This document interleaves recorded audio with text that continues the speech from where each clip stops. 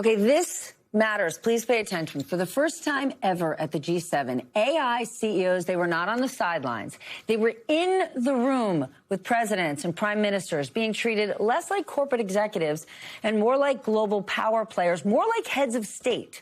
That is because these tech companies are not just shaping business, they are creating the future of the world's economy and security. The group chat is here.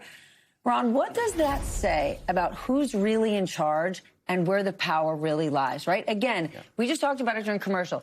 Massive business leaders have always had the ear of political leaders. This is different. They're not just, oh, sometimes we go to these big events because we get these bilateral meetings. No. They're in the official meetings at the big table. It's unprecedented. You know, I've covered a number of these, you know, back when I was full time, and you never saw a corporate leader walk out with a head of state, you know, to have a conversation. You know, there were always side conversations among the Sherpas, as they were called, and business leaders and others. But you did not see the heads of countries, you know, sitting at the table with tech CEOs or even industrial CEOs back when I was doing this on a more regular basis. And it's elevating them to a level of policymaking which didn't exist, you know, in my experience. And it's also putting them on equal footing with global heads of state, which is also something you didn't see. You know, when I was growing up, as it were, you know, if Bill Clinton called Jack Welch, Jack would go see him. Not quite on bended knee, but he would go see the president because the president called. They're flipping the script, where leaders are seeing these guys.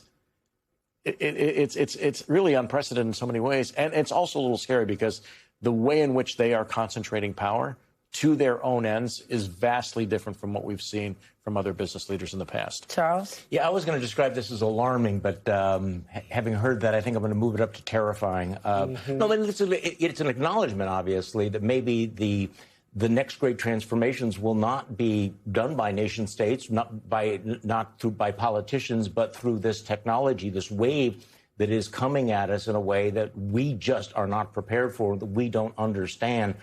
But it is interesting. We've been talking about this concentration of power, this rise of the new oligarchs, the people who, you know, are controlling our destiny.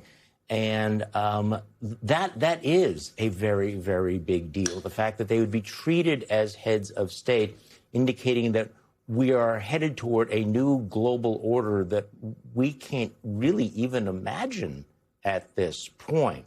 But at some point, we have to decide, is AI going to be our master or our tool? Who is going to be the master? Who is going to take agency for this, if anyone? Because right now, as you mentioned before, this is kind of the Wild West, and all of us are kind of being held hostage by it. I don't know. Maybe Axios answered it, because when they saw those images last week, they saw those AI CEOs and they said they look like heads of nation states. Yeah, I mean, the economic and the political are blurring.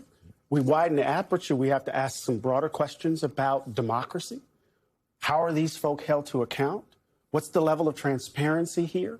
How are we to think about everyday, ordinary people who are working? We're in a moment where there's a massive transformation in the very nature of the economy, how we're going to take care of ourselves, how we're going to live our lives. There needs to be a conversation had about our relationship to work, about all of these. So we're in a moment where Marx and Adam Smith might not be our best resources. We're going to have to begin to think about this at a different level. And it seems to me that can't just happen in back rooms. Yeah.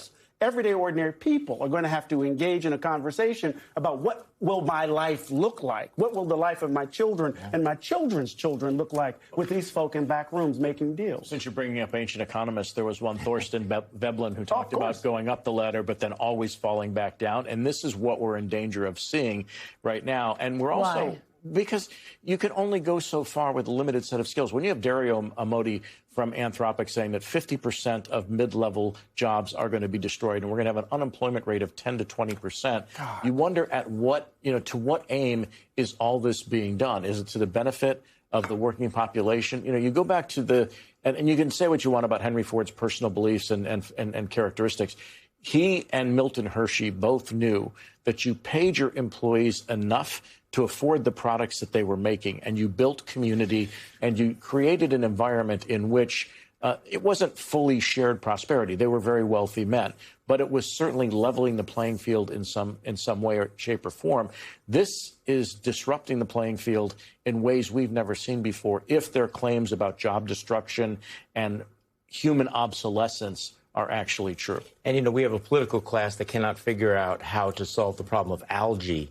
And we're hoping that they are going to figure out the future of AI. Yeah. Well, they also all need to get paid. And the people who they look to get paid from are these massive tech CEOs. I don't necessarily mean directly, but they have to get reelected. And the amount of money these people have, the amount of influence they have, is unprecedented. Well, this is the point. You know, if you have $100 million, you can buy pretty much anything, right? Anything in the world, except, I don't know. But when you become a billionaire and a trillionaire and a multi-trillionaire, what is left to buy other than power? And I think that's the threat that we have to the democratic order, that concentration of power and influence that's going to wipe out so much. And I think there will be a counter-revolution. I mean, you want to talk about, you know, this instability here. You're going to see a backlash. Whether the backlash comes before or after the bubble bursts, I can't say. We have to go to commercial, but Ron is mentioning all of these famous economists. I just have to give you a moment. I want to ask you this morning. We learned that early today, longtime head of the Federal Reserve, Alan Greenspan, passed at the age of 100. Of course, he's also the husband of our dear friend and colleague, Andrea Mitchell.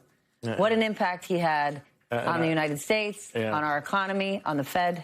Our sincere condolences to Andrea. I mean, you know, I started visiting Alan in 1996, just weeks after his irrational exuberance comments for off-the-record meetings for 10 years.